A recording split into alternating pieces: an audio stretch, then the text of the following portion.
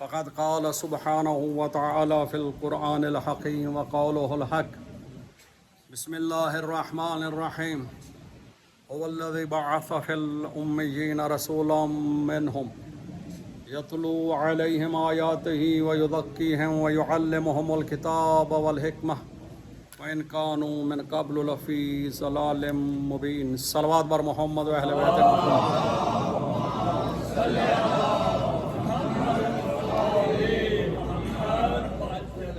سامعین قدر، سب سے پہلے دعا ہے اللہ رب العزت یوم الجمعہ، یوم المبارک، یوم المغفرت، رحمت، اس دن کی جتنی اللہ سبحانہ و تعالیٰ نے نعمتیں دی ہیں وہ آپ کو نصیب فرمائے، آپ کا چالہ اپنی بارگاہ میں قبول فرمائے. سلسلہ گفتگو جو ہے وہ ہمارا سورۃ الجمعہ کی دوسری آیت کے حوالے سے جاری و ساری ہے کہ اللہ نے ہمارے نبی سیدنا و مولانا محمد مصطفیٰ رحمۃ للعالمین بیٹھ جائیں، خطبے میں نماز نہیں ہوتی، بیٹھ جائیں، کو ہادی بنا کر بھیجا اور اللہ نے ان کے آنے کا مقصد بیان کیا. وہ کیوں تشریف لائے؟ یتلو علیہم آیاتہ، تاکہ اللہ کی آیات تلاوت کریں، ویزکیہم ویعلمہم الکتاب والحکمہ، انہیں کتاب اور حکمت کی تعلیم دیں. گزشتہ جمعے آپ کی خدمت میں یہ عرض کیا گیا، رسول اللہ صلی اللہ علیہ وآلہ وسلم نے احسن طریقے کے ساتھ اور بہترین انداز میں کار رسالت سر انجام دیا.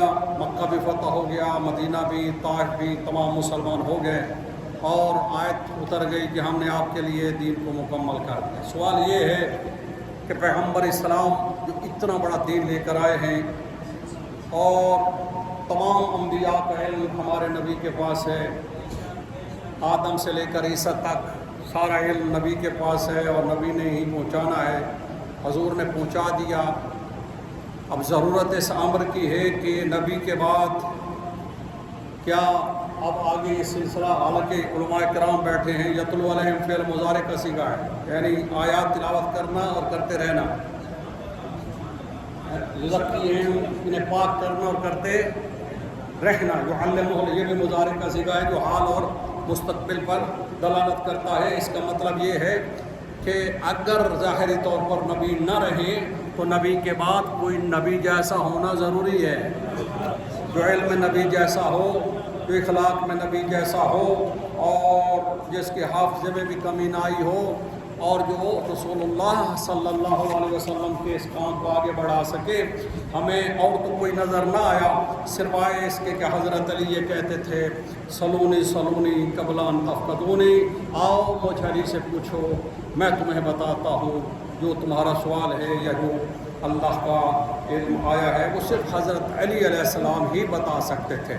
اس لیے کہ سورہ محمد میں اگر جائیں تو اس میں اللہ سبحانہ و تعالیٰ ارشاد فرما رہا ہے، توجہ ہے آپ لوگ، میں تھوڑا تیز چل رہا ہوں تاکہ تھوڑا سا مقدمہ بن جائے. سورہ محمد میں فرمایا وَمِنْهُمْ مَن يَسْتَمِعُ إِلَيْكَ، میرا نبی یہ جو تیرے سامعین ہیں جو تمہیں سنتے ہیں، تیرے تقریر، تیرے خطبے، یہ بیان سنتے ہیں، حَتَّى إِذَا خَرَجُوا مِنْ عِنْدَكَ، جب تیرے سے الگ ہوتے ہیں یہ تیرے صحابہ، یہ تیرے ساتھی، یہ تیرے سننے والے، تو جب باہر تھوڑا سا جاتے ہیں قَالُوا لِلَّذِينَ أُوتُوا الْعِلْمَ، اللہ اکبر، پھر ان کو کہتے ہیں جنہیں اللہ نے علم عطا کیا. یہ پیغمبر نہیں ہے، اولو العلم اللہ کسی اور کو کہہ رہا ہے، یعنی جن کے پاس علم تھا. علماء مفسرین کہتے ہیں یہاں حضرت علی علیہ السلام کہتے تھے آؤ میں تمہیں بتاؤں کہ رسول اللہ نے ابھی ابھی کیا فرمایا. صلوات بر محمد و آل محمد. دیکھیں میں ایک موضوع پہ گفتگو کر رہا ہوں. سورۃ جمعہ کی دوسری آیت میں 2 3 4 جمعے ہو چکے ہیں. اگر میں آپ سے کہوں پچھلے سے پچھلے جمعے کا کسی کو خطبہ یاد ہے یا کسی کو بھی تقریر یاد ہے؟ کوئی یاد نہیں ہے، تاکہ دوسرے دن محرم کی تقریر یاد نہیں ہوتی. انسان کو اللہ نے اس کے اندر نسیان بھی رکھا ہے، یہاں اٹھے گا بھولنا شروع ہو جاتا ہے، اور پھر یہ اتنا بڑا دین کیسے رسول اللہ چھوڑ کے جائے. تو رسول اللہ کے بعد کچھ لوگ ایسے ہونا چاہیے جن کے پاس وہ دین، اللہ کا دین امانت کے طور پر محفوظ ہو. وہ صرف اہل بیت ہیں جن کے لیے کہا انی تارکم فیکم الثقلین کتاب اللہ و عطرتی اہل بیتی، اور یہی وہ معصوم وسیلہ ہے جس کے لیے کہا یا ایھا الذین آمنوا اتقوا اللہ وابتغوا الیہ الوسیلہ، اس لیے کہ اگر یہ معصوم ہستیاں نہیں ہوں گی تو جیسا دین نازل ہوا آگے پہنچنا مشکل ہے۔ صلوات بر محمد و علی محمد۔ تو یہ تو ابھی آپ نے پڑھا کہ رسول اللہ کے دور میں یہ ہو گیا تھا کہ لوگ سنتے تھے اور بعد میں بھولنا شروع ہو جاتے، ایک دوسرے کا کندھا پکڑ کر کہتے اور ایک دوسرے سے پوچھا کرتے تھے، توجہ ہے، اور قرآن مجید جن سے پوچھا کرتے تھے اولو العلم، جنہیں علم عطا فرمایا۔ سورہ آل عمران میں جائیں، اللہ ارشاد فرما رہا هو الذی انزل علیک الکتاب منہ آیات محکمات ہن ام الکتاب و اخر متشابہات، ہم نے آپ پر کتاب نازل کی ہے جس کی آیات جو ہیں محکم ہیں اور کچھ متشابہ ہیں۔ وما یعلم تعویلہ الا اللہ والراسخون فی العلم۔ اب توجہ فرمائیے گا کہ اس قرآن کی تعویل کوئی نہیں جانتا، یا اللہ جانتا یا وہ ہیں جو راسخون فی العلم ہیں، جو علم میں ڈوبے ہوئے ہیں۔ یہ نہیں کہا کہ جن کے پاس علم ہے، اور یہ جمع کا سیدھا کہ بلد بیٹھے ہوئے پوچھئے گا راسخون واحد، راسخان راسخون یعنی جمع کا، یعنی کچھ ایسے لوگ ہیں ہمارے نبی کے ساتھ جنہیں اللہ نے علم عطا فرمایا اور علم میں ڈوبے ہوئے ہیں، اب ان کا اللہ تعارف کیوں کرا؟ وہ وحدہ لا شریک ہے، وہ اس میں کیوں شریک کر رہا ہے؟ یعنی اللہ خود کہہ رہا ہے کہ وما یعلم تعویلہ، ایک اللہ ہے، والراسخون فی العلم، اور کچھ علم میں ڈوبے ہوئے ہیں۔ تو معصوم فرماتے ہیں یہ جو علم میں راسخون فی العلم ہے یہ محمد و آل محمد ہیں۔ صلوات بر محمد۔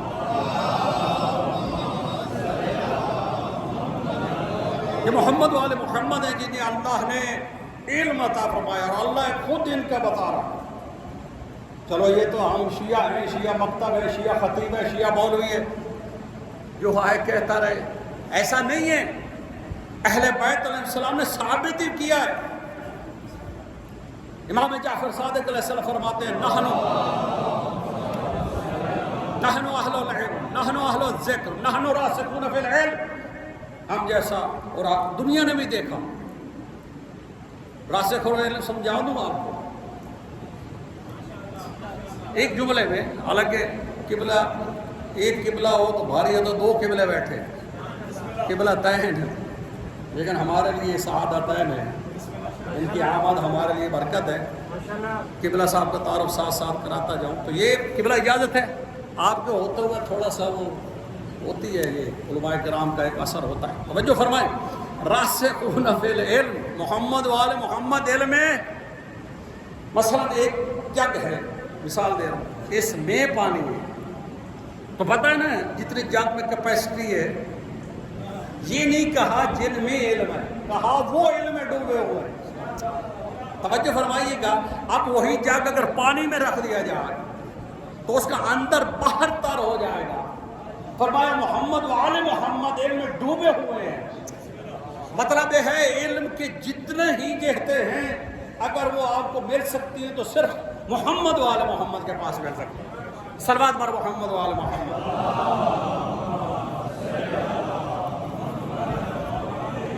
اس کے علاوہ کسی کے پاس، اور ہمارے امام علی ابن موسیٰ الرضا صلوات بر محمد و آل محمد کے زمانے میں مولا کا بڑا مناظرہ ہوا کسی سے، اور اسی آیت پہ ایک قرآن کی آیت ہے سورہ فاطر کی، اللہ ارشاد فرما رہا ہے ثم اورثنا الکتاب الذین اصطفینا من عبادنا، ہم نے قرآن کے وارث بنا دیے ہیں، ہر ایک کو نہیں بنایا، وارث ان کو بنایا جنہیں مصطفیٰ کیا ہے، جنہیں چن لیا ہے۔ توجہ فرمائیے گا، قرآن کے وارث بنا دیے، اور وارث کن کو بنایا؟ جنہیں اپنے بندوں سے، من عبادنا، یہ بھی جمع کا صیغہ، یعنی اپنے بندوں میں سے چن لیا، جنہیں میں نے منتخب کیا، اور یہ امت محمد کی بات ہو رہی ہے۔ توجہ فرمائیں، کس کی بات ہو رہی ہے؟ امت محمد کی۔ یہ ان میں سے اب اس کی دو تفسیریں قبلہ کی جاتی ہیں، ایک مکتب اہل تسنن اور ایک ہمارا اہل تشیع، ایک عامت المسلمین کرتے ہیں، ایک عامت الخاص علماء خاص کرتے ہیں، یعنی اہل تشیع۔ جو عام تشیع کرتے مسلمان وہ یہ کرتے ہیں، انہوں نے کہا جی سارے مسلمان قرآن کے وارث ہیں۔ توجہ فرمائیے، یہ ان کا عقیدہ ہے۔ قرآن اٹھا لیں، سعودیہ کا چھپا ہوا یا کوئی بھی، وہ کہتے ہیں اس آیت میں اللہ نے مسلمانوں کے حوالے کر دیا اور کہا کہ تم اب اس کے وارث ہیں، یعنی اس میں فاسق بھی وارث ہے، اس میں مومن بھی، اس میں یزید بھی، اس میں حسین بھی، اس میں ظالم بھی، اس میں مظلوم بھی، سب کو انہوں نے اکٹھا کر دیا۔ جب یہ امام رضا علیہ السلام سے پوچھا گیا مولا یہ جو قرآن کہتا ہے کہ ہم نے قرآن کے وارث سے بنا دیے ہیں، یہ کون ہے؟ من ہم؟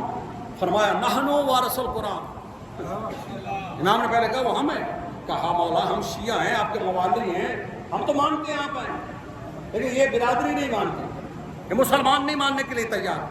امام نے فرمایا یہ جو پھر اسی قرآن اسی آیت پہ جا کر دیکھے، اللہ خود فرما رہا ہے، اللہ واضح فرما رہا ہے۔ کیا فرما رہا ہے؟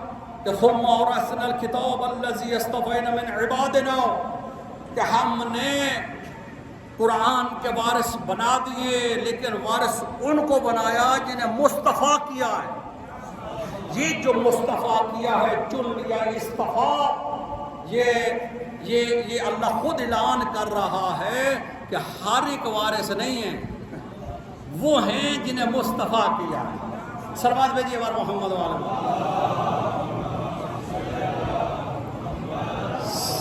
میں نے کہا پتہ نہیں بات پہنچ رہی ہے کہ نہیں؟ ہاں پہنچ رہی ہے۔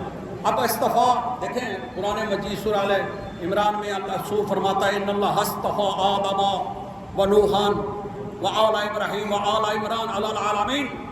معصوم فرماتے ہیں یہاں آل ابراہیم سے مراد ہم محمد و آل محمد ہیں، اور وہ مرکز ہے اور وہ مسکن ابو طالب ہے جہاں محمد مصطفیٰ بھی ہے، علی مرتضیٰ بھی ہے، اور یہ مصطفیٰ یہ ہے آل ابراہیم، اور یہی مصطفیٰ ہیں۔ پھر ان سے بڑھ کر کون مصطفیٰ ہو سکتا ہے؟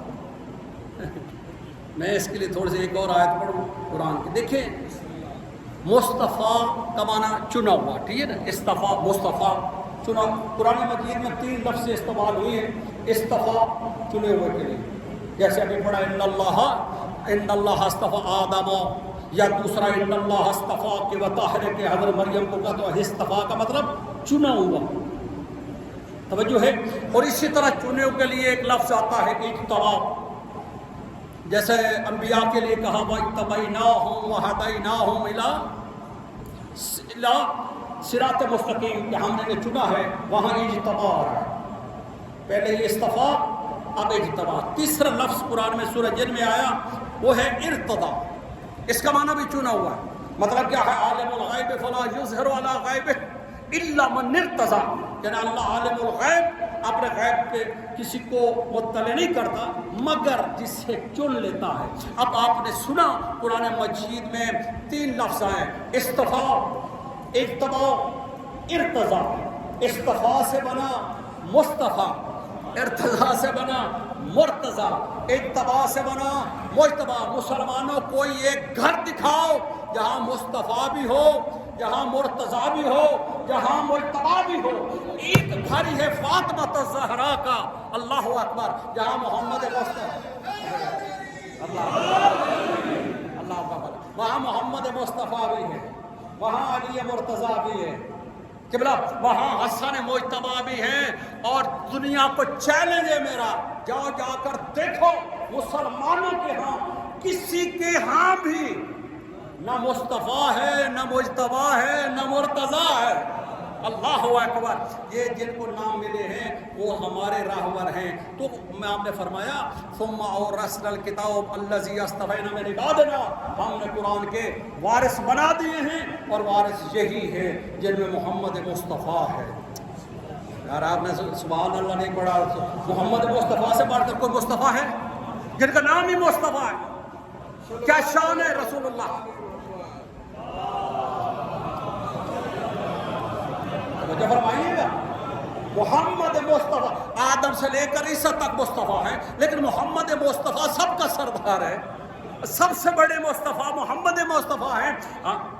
کبھی ابراہیم کو مصطفیٰ کہا ہے علیہ السلام، نوح علیہ السلام کو جس نے کہا، آدم علیہ السلام کہا، عیسیٰ کو کہا، موسیٰ کو کہا، ایوب، کتنے نبی آئے، کسی کا لقب مصطفیٰ نہیں، لیکن ایک محمد مصطفیٰ ہے جس کو اللہ نے نام بھی دیا کہ پتہ چلے کہ وہ یہی مصطفیٰ جسے اللہ نے تمام انسانوں سے مصطفیٰ، اور وہ جنہیں اٹھائے، اللہ اکبر، وہ جن کا بتائے تو وہ کتنے بڑے مصطفیٰ، وہ کبھی علی کو دکھا رہا ہے، سبحان اللہ، کبھی امام کہ یا آدھا علی امامکم بعدی ولیکم بعدی خلیفتی، یہ سارا خطبہ ہے، یہ کون بتا رہا ہے؟ یہ وہ بتا رہا ہے جسے اللہ نے مصطفیٰ کیا۔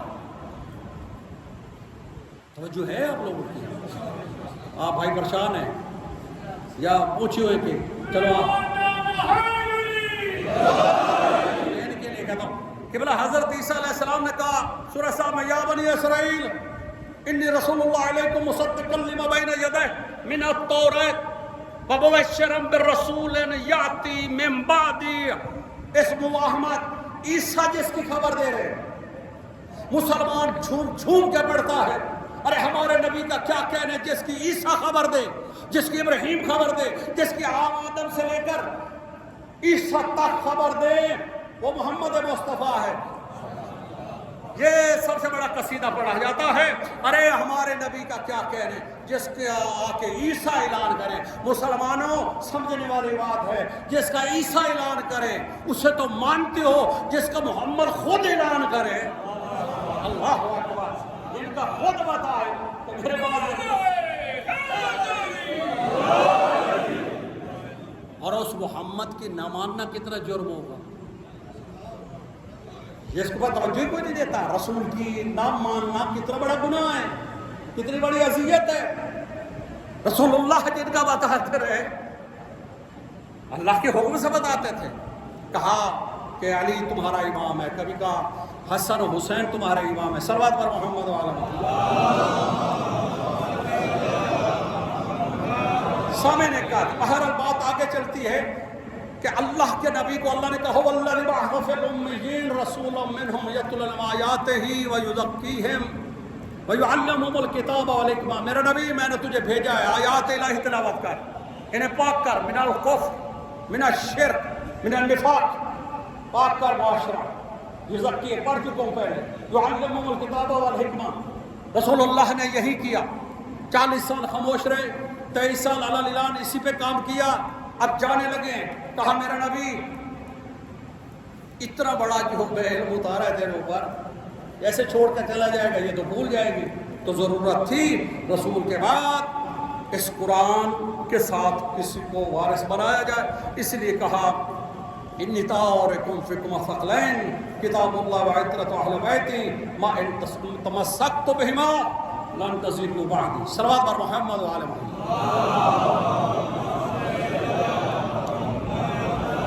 سامعین قدر، پھر اسی آیت میں ایک جملہ اور قبلہ صاحب کا انتظار تھا، آپ بھی آ جائیں، توجہ فرمائیے، ارشاد ہوتا ہے ثم اورثنا الکتاب الذی اصطفینا من عبادنا، صلوات بر آئیں سر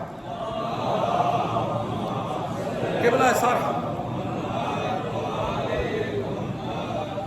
ٹائم بتائیے گا،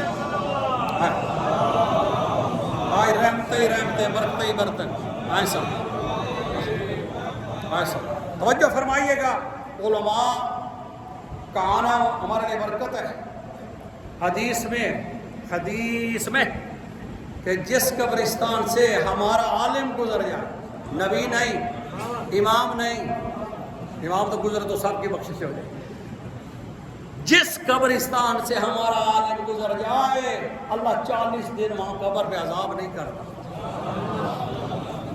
اس لیے کہ وہ ان کی زبان سے اتنا علم نکلتا ہے، اتنا علم، بدل آپ کسی کو دم کرتے کہتے یا سلام ہو پڑھتے، یا اللہ یا رحم، وہ مولوی بیچارہ صبح سے لے کر شام تک یہی پڑھتا رہتا ہے، کبھی کتاب میں پڑھا، کبھی خطبے میں پڑھا، کبھی مجلس میں پڑھا، تو اللہ ان کو اتنا مقام دے دیتا ہے۔ بہرحال یہ تو حدیث ہے، یہ رسول اللہ کے آئمہ کے بعد آنے والے جانشین امام کی حدیث ہے، یا رسول اللہ کی حدیث ہے، کہ جس بستی سے ہمارا عالم گزر جائے اللہ ان کی بخشش فرما دیتا ہے۔ تو صاحب علماء کرام ہمارے درمیان ہیں، یہ کیوں آئے ہیں انشاءاللہ میں آخر میں ان کے بارے میں عرض کرتا ہوں۔ صلوات بھیجیے پر محمد قبلہ ہے۔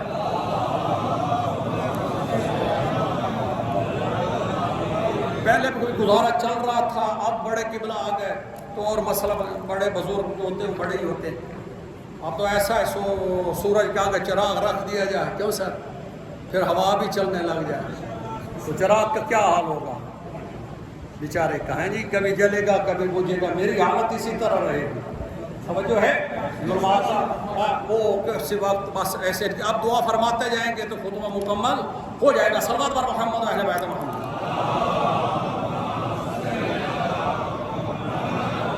قبلہ میرا جو موضوع ہے وہ لے کے چل رہے ہیں کہ اللہ نے یتلو علیہم آیات، میرا نبی تیرا کام ہے توریت، زبور، انجیل، قرآن آیات پڑھنا۔ نبی نے یہ کیا۔ سوال یہ ہے کہ نبی کے ایسے چھوڑ گئے تو دوسرے دن بھولنے لگ جاتے۔ توجہ ہے، یہ نسیان کی وجہ سے اللہ نے ان کو بہارا یہ دین محفوظ ہاتھوں میں دیا۔ کہا میرے بعد میرے اہل بیت ثم اورثنا الکتاب الذی اصطفینا من عبادنا، اس لیے کہا انی تارک فیکم ثقلین کتاب اللہ و عترۃ اہل بیت، یعنی قرآن کے ساتھ۔ لیکن امام کے ساتھ اس بندے نے جو سوال کیا تھا کہ مولا اس آیت کا پھر وارث کون ہے؟ کہا نحن وارث قرآن، نحن اہل الذکر، نحن اہل العلم۔ اس نے کہا مولا ہم تو مانتے ہیں، یہ نہیں مانتے جن سے ہمارا مناظرہ چل رہا ہے۔ ظاہر اس وقت یہ آپ کا افغانستان اور یہ ہندوستان یہ سارا ایک ہی تھا، پاکستان پتہ نہیں تھا کہ نہیں۔ جب امام آئے تو وہاں پہ علماء گئے تو یہ بحث ہوئی۔ امام نے فرمایا اس آیت خود بتا رہی ہے کہ قرآن کے وارث الذی اصطفینا من عبادنا، جنہیں اللہ نے مصطفیٰ کیا وہ مصطفیٰ ہم ہیں۔ پھر کہیں فرماتے ہیں نحن ذریت، اگر اللہ، امام نے یہ بھی کہا اگر یہاں اس وقت اگر کسی کو مصطفیٰ دیکھنا ہے تو کون ہے سوائے میرے؟ آئے ہائے ہائے اہل بیت میں سے تو میں ہوں نا، تو یہ قرآن کے بارے سے۔ لیکن انہوں نے کہا مولا ہم مانتے ہیں لیکن ایک قوم ڈاڈھی ہے یہ نہیں مانتی۔ صلوات پر محمد وعلی محمد۔ پھر امام نے ان کو ایک مشورہ دیا، اچھا بھائی پھر لڑنے کی ضرورت نہیں ہے، پھر یہ قرآن ہے مسلمانوں جاؤ ان سے کہو، جاؤ قرآن میں اللہ نے خود ہی بتایا ہے اور قرآن سے پوچھو۔ پریشان تو نہیں ہے کہ جو بات امام فرما رہے ہیں، 8ویں امام، جاؤ ان سے کہو قرآن سے پوچھو ہمارے سے قرآن کون ہے۔ انہوں نے کہا یہ شیعوں کا امام ہے، شیعوں کا عالم ہے، یہ تو کہیں گے، اور اہل بیت علیہ السلام کے گھرانے سے ہے، ان کا عالم ہے، جلیل القدر عالم، یعنی اپنے وقت کے امام عالم بھی تھے، اور یہ تو شیعہ کہتے چلے آ رہے ہیں۔ امام نے کہا کچھ ان میں ایسے ہیں تم ایسا کرو جا کے جب کہو کہ بھائی آؤ قرآن سے پوچھتے ہیں، تو آپ ساتھ ہیں چلیں، خطبہ ابھی شروع ہو رہا ہے، یہ سارا مقدمہ تھا۔ سمجھو ہے قرآن مجید کہتا ہے بھائی لڑنے کی ضرورت نہیں ہے، میں اللہ کا کلام ہوں، پہلے میری صفات دیکھو، میرے کمالات دیکھو، جن بندوں میں یہ پائے جائیں سمجھ جاؤ وہ میرے وارث ہیں۔ ایسے ہی ہے نا، جیسا مثلا قرآن موجزہ ہے اہل بیت موجزہ ہے، قرآن علم ہے اہل بیت عالم ہے، قرآن نور ہے اہل بیت نور ہے۔ توجہ ہے، لیکن قرآن سے ہی آج بتانا ہے۔ مسئلہ نشاد ہوتا ہے کہ یہ قرآن ان ھذا القرآن هو الصادق، یہ قرآن سچ ہے، قرآن اللہ کی سچی کتاب ہے۔ پاک بسم اللہ لے کے باہر بننا تھا، اس میں بالکل سچ ہے، جھوٹ نہیں ہے، تو وارث وہ ہوں گے جن کے لیے قرآن خود کہے یا ایھا الذین آمنوا اتقوا اللہ وکونوا مع الصادقین۔ اللہ اکبر۔ یا قرآن میں تو کسی کو شک نہیں ہے نا، ذالک الکتاب لا ریب فیہ، یہ جو پہلے دن ہی قرآن کو بے عیب بتایا گیا، حالانکہ قرآن کھولتے عجیب سا خیال آ سکتا ہے یہ کیا بات ہے، کلام اللہ کا ہے، اور شروع سے ہی بات کر دی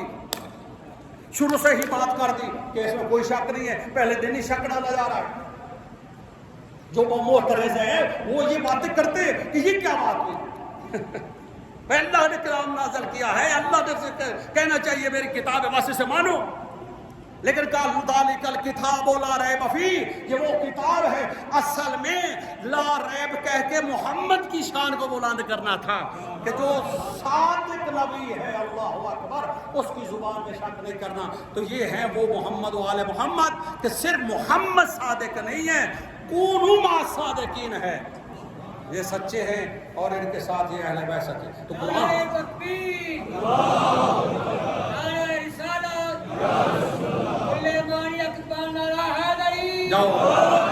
سب ان کا دوسرا پھر ہوتا ہے ان ھذا القرآن هو الذی لا یکذب، قرآن کو نہیں جھٹلایا جا سکتا. زمانے بھر کی کتابیں اکٹھی کر لیں، اس میں نقص نکل آئے گا، غلطی انسان سے ہو جاتی ہے، لکھنے والا بھی معصوم نہیں. امام کے علاوہ جس نے جو کتاب لکھی ہے اس نے غلطی کی ہے، کیونکہ اس کی غلطی کرنا ہی یہ ثابت کرتا ہے کہ یہ غیر معصوم ہے. ایسا ہی نہ کہ بلا چاہے وہ مجتہد لکھے، چاہے وہ کوئی صحابی لکھے، چاہے کوئی، اس سے غلطی ہو جاتی ہے، عام بشر ہے، چاہے لفظی غلطی آئے نکل آتی ہے. لیکن صرف قرآن ایک ایسی کتاب ہے جس میں کوئی اس کو جھٹلا نہیں سکتا. آپ کیا سمجھتے ہیں؟ ہم عقیدت میں چپ ہیں، ہمارا ایمان ہے اس پر، اس لیے کوئی بولتا نہیں. ورنہ جو عرب ہے، یہ یہودی، یہ عیسائی جو آپ چینل دیکھیں لگے ہوتے ہیں عربی میں اور اتنا وہ بولتے ہیں، پتہ نہیں کیا کیا بولتے ہیں قرآن کے بارے میں، لیکن آج تک قرآن کو نہیں جھٹلا سکے.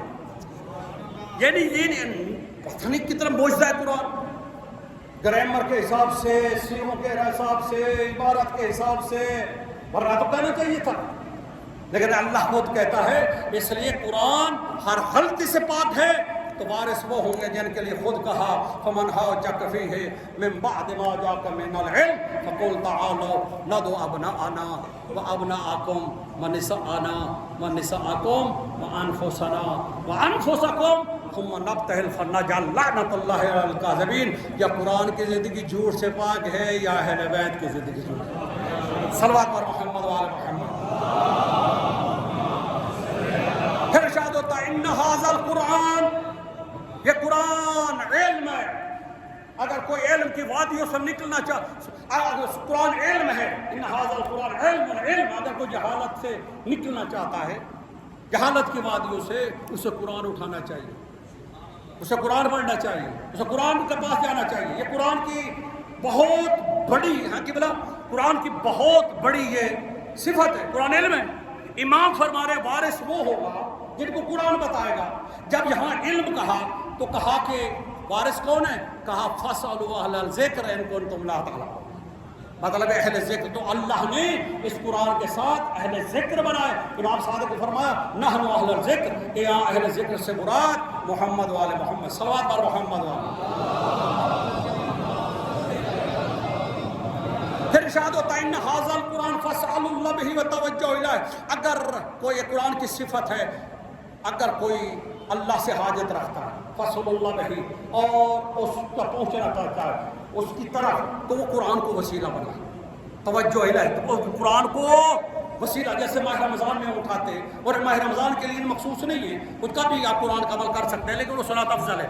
تو قرآن اٹھا کے اپنی حاجت طلب کریں، اللہ نے اس کو، تو یہ ہے قرآن کی صفت. امام نے فرمایا وارث وہ ہوگا جن میں قرآن والی صفات ہوں گی. تو جب یہ وسیلہ ہیں تو وارث وہ ہوں گے جن کے لیے کہا یا ایھا الذین آمنوا اتقوا اللہ وابتغوا الیہ الوسیلہ. اللہ نے قرآن کو وسیلہ کہا ہے یا اہل بیت کو وسیلہ کہا. سامعین قدر آخری آیت پھر ارشاد ہوتا ہے ان ھذا القرآن نور، اور وارث وہ ہوں گے جن کے لیے کہا قد جاءکم من اللہ نور و کتاب مبین. پھر ارشاد ہوتا ہے ان ھذا القرآن ولا رطب ولا یابس الا فی کتاب مبین. قرآن وہ ہے جس میں خشک و تر علم موجود ہے. وارث وہ ہوگا جس کے لیے کہا کل شیء احصیناہ فی امام مبین. پھر ارشاد میں تھوڑا سا ٹائم میرا ختم ہو رہا ہے. پھر ارشاد ہوتا ہے ان ھذا القرآن، اللہ اکبر، یہ قرآن لو ان قرآنا سیرت بہ الجبال وقطعت بہ الارض وکلم بہ الموتى. اللہ اکبر، وہ مردے پہ پڑھا جائے تو زندہ ہو جاتا ہے، پہاڑ پہ پڑھا جائے تو ریزہ ریزہ ہو جاتا ہے. تو وارث وہ ہوں گے جو زمین اور اشارہ ہی کر دے تو وہ ریزہ. ابھی نہیں تو آپ جا کر دیکھیں جب عیسائیوں کے ساتھ مباہلہ ہوا ہے تو ان کے عالم نے کہا تھا کہ ہم ایسے چہرے دیکھ رہے ہیں اگر پہاڑ کی طرف اشارہ کریں تو وہ ریزہ ریزہ ہو جائے، اس لیے کہ یہ پرانے ناطق تھے، یہ وہ قرآن تھا جس کو اللہ نے مجسم میں یعنی محمد مصطفیٰ کا وجود ہے۔ علی برد صلوات مر محمد وعلی محمد۔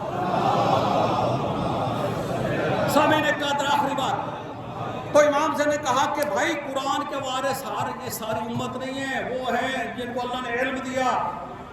اگر قرآن علم ہے تو محمد والے محمد عالم ہے، اگر قرآن وسیلہ ہے تو محمد والے محمد وسیلہ ہے، اگر قرآن کی زندگی پاک ہے تو اہل بیت کی زندگی پاک ہے، اگر قرآن میں خشک و ترک علم موجود ہے تو اہل بیت وہ ہے جن کے سینے میں ہر شے کا علم موجود ہے، اگر قرآن نور ہے تو اہل بیت نور ہے۔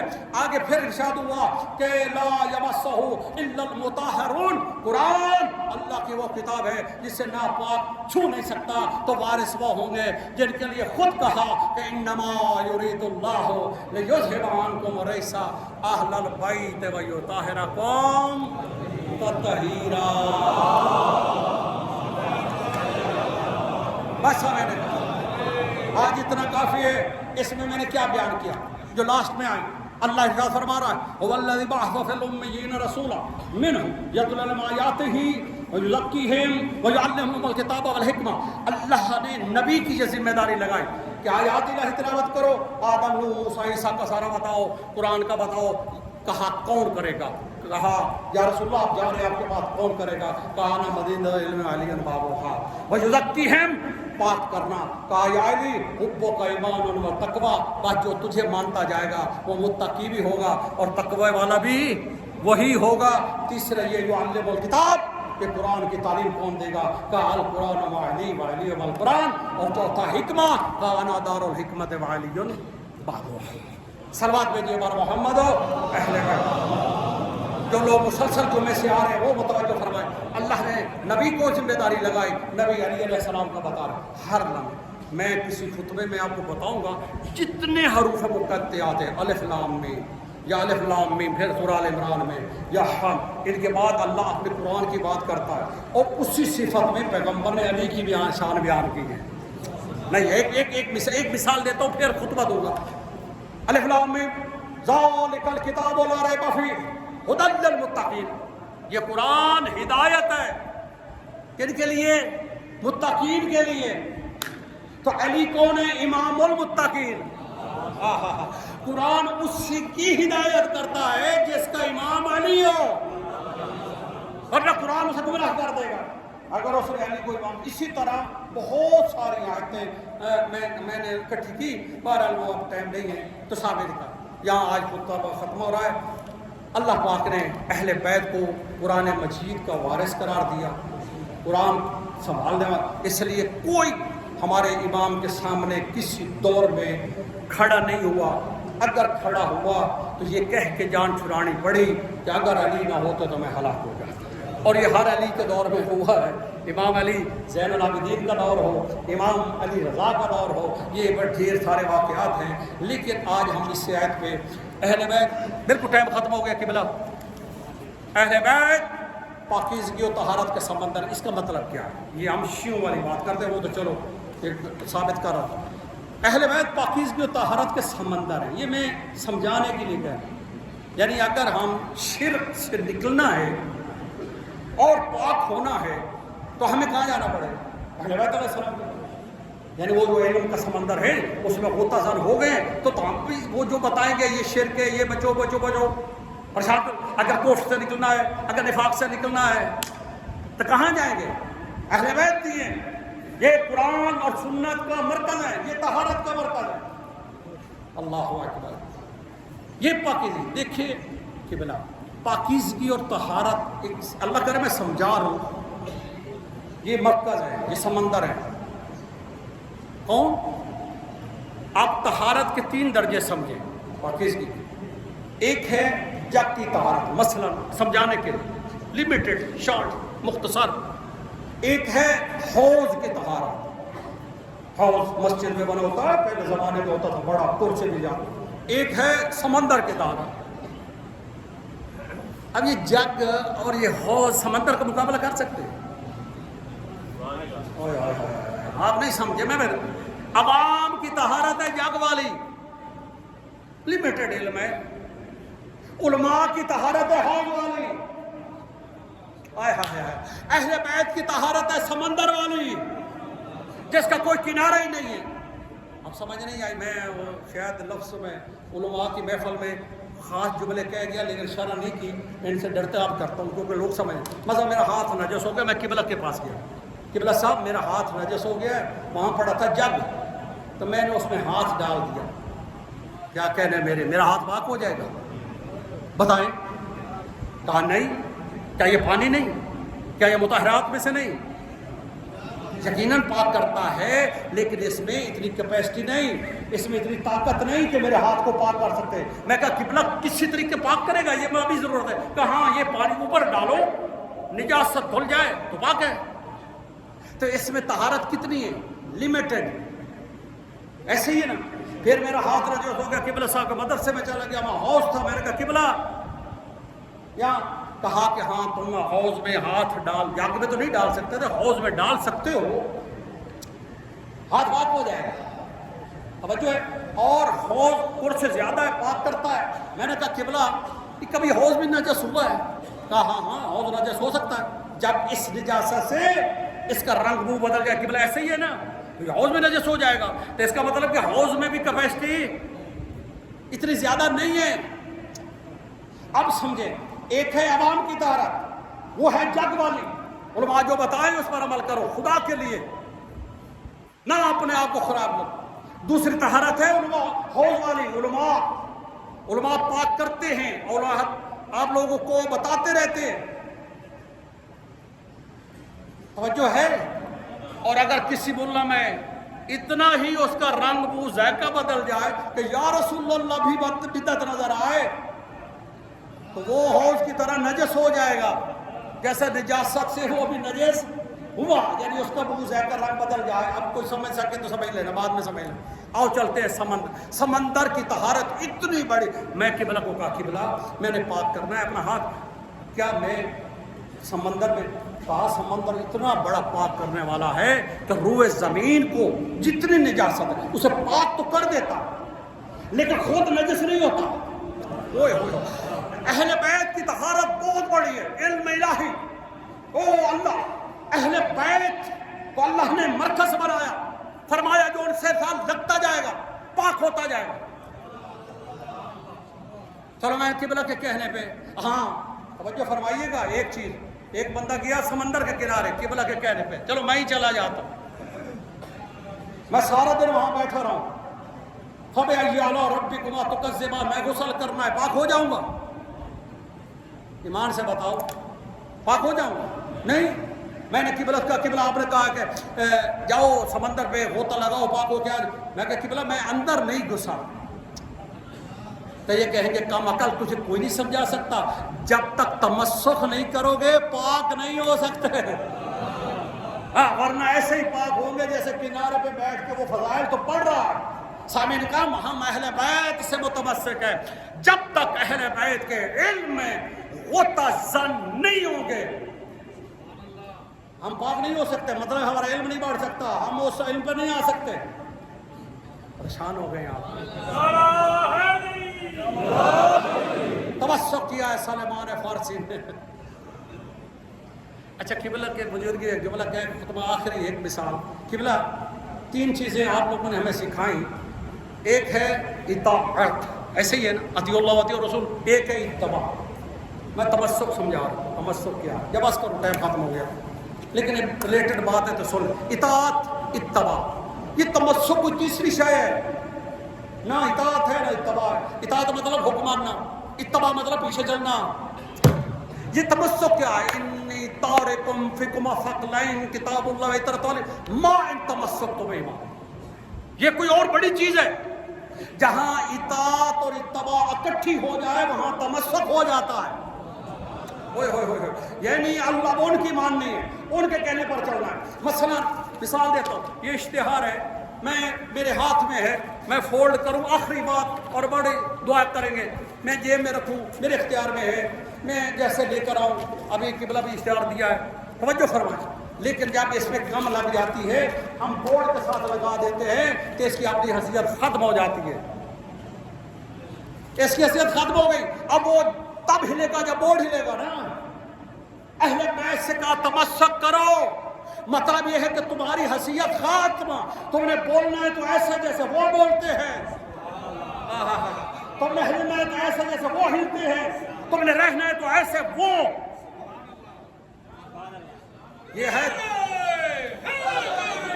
تمسک، یہ ہے تمسک. انشاءاللہ اگلے جو میں بات پڑھائیں گے اللہ تعالیٰ سامنے کا. ہم آج جو اتنے بڑا بحث کی علماء پر، حضرت علامہ سید حسن رضا نقوی صاحب، حافظ ریاض صاحب ہمارے استاد محترم ہیں، ان کا اس خاندان سے کوئی پھول چھوٹا ہے بڑا آ جائے تو ہمارے احترام واجب ہے. تو ہمارے استادوں کے بھی استاد ہیں حافظ ریاض صاحب اور قاضی ریاض صاحب، اللہ ان کو جنت میں. یہ قبلہ کیڑی جگہ ہے؟ یہ جو سر G84 یہ پہ مدرسہ ہے. مدرسہ ہے، نام کیا ہے؟ جامعۃ المنتظر عالمیہ. یہ سر یہاں وائرلیس سسٹم ہے یہاں پہ. تو یہ مدرسہ قبلہ ہمارے پاس ہے، ہمارے قریب ہے. مدرسے ہمارے بند ہو گئے. مدرسے یقین کر جو طالب علم بھی نہیں آ رہے اور اس میں متوجہ جو ہیں ان کو کوئی پوچھنے والا نہیں ہے. یہ انتہائی قریب مدرسہ ہے. آپ نے صدقہ دینا ہو، خیرات دینا ہو، آپ وہاں بچے ہیں مستحق ہیں تو یہ آپ کی توجہ کے طلبگار ہیں. ہم یہاں مدرسہ تھا اس لیے نہیں چلا پائے کہ ہمیں بلڈنگ، تو یہ ہمارے پڑوس میں ہے. آپ سے درخواست ہے کہ یہ دور نہیں ہے، وہاں جا کر کسی سے پوچھ لیں کہ وہ آپ کو بتا دے گا، یا بعد میں قبلہ صاحب کا نمبر لے کر رکھیں. ان کے ساتھ سہم امام میں یا صدقات میں یا بکرے دینے میں، گوشت دینے میں آپ وہاں ان کی خدمت کریں. معصوم کا فرمان ہے من انفق درہمن تعدلہ. حدیث ہے جبرائیل نے آپ پوچھا رسول اللہ سے کہ یہ جو ہم دیتے ہیں اس کا اجر بھی بتا دیجئے. آپ 10 روپے دیں اس کے 10 گنا ہے، کوئی 70 گنا ہے، کوئی 700 ہے، کوئی 70,000. کہاں سے غریب کو دینا 10 گنا ہے، بیمار کو دینا مثلا 70 ہے، ماں باپ کو دینا 7,000 ہے، کسی کو 70-100 ہے. اور جب عالم کی بات آئی کہا کسی عالم کو 1 روپیہ دینا اہل علم کو 1,00,000 بدلہ ہے. اللہ کے نبی نے کہا، کتاب آپ اٹھا کر دیکھیں کہ اس میں حدیث ہے کہ 1,00,000، کیونکہ یہ دین پر کام کرتے ہیں، علماء دین پہ لگاتے ہیں، اللہ ان کو اجر دیتا ہے. ورنہ ہمارے مدرسے آج تک کامیاب ہیں اور جو بڑے بڑے حوضے چل رہے ہیں وہ سب اسی